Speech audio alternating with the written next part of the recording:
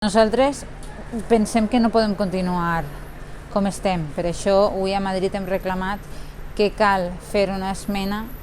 als pressupostos generals de l'Estat per a condemnar el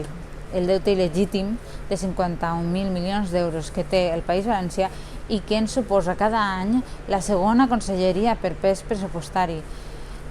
Nosaltres, mentre no canvia el sistema de financiació, com a mínim el que demanem és que cada any no haguem d'utilitzar com a mínim 8.000 milions d'euros en pagar un deute il·legítim. D'una banda, el País Valencià porta 121 anys com a mínim rebent unes inversions un 19% inferior a la mitjana. A més, des que va començar el sistema autonòmic, la forma de finançar l'autonomia va partir del producte interior brut que tenien a l'època i des d'aleshores ençà resulta que estan infrafinanciats en una quantitat que oscil·la entre els 1.325 milions i els 1.600 milions d'euros anuals. Per a compensar aquest infrafinançament, els diversos consells de la Generalitat del País Valencià, des del començament, des de l'any 83, però de manera creixent fins als nostres dies, han anat de recórrer al tema de l'endeutament. Un endeutament que a hores d'ara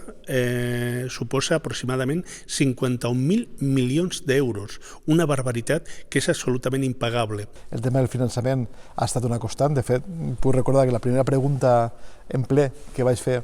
en 2015 va ser precisament al ministre Montoro en aquell moment pel sistema de finançament del País Valencià i des d'aleshores, malauradament, res ha canviat. Res ha canviat a pesar de que ha canviat el govern, a pesar de que el partit del govern va signar amb nosaltres un acord per a aquesta investidura, el PSOE concretament, la part socialista del govern va firmar un acord en compromís en el qual se comprometien els 8 mesos després de la investidura en presentar un nou model de finançament que responguera a les necessitats específiques del País Valencià. Han passat més de 20 mesos des d'aquell moment i encara ni està i sí que se l'espera, no?, aquest document. Però quan he preguntat al govern de per què no ha presentat aquest document i per què no presenta aquesta proposta, la resposta que dona és molt decebedora, no? Ni reconeix aquest compromís que té amb nosaltres, ni reconeix la situació especialment urgent que té el País Valencià. I des d'un punt de vista sindical, des d'un punt de vista laboral,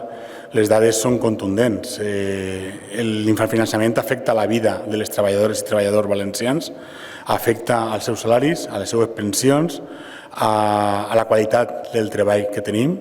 i en aquest sentit, escoltant notícies com que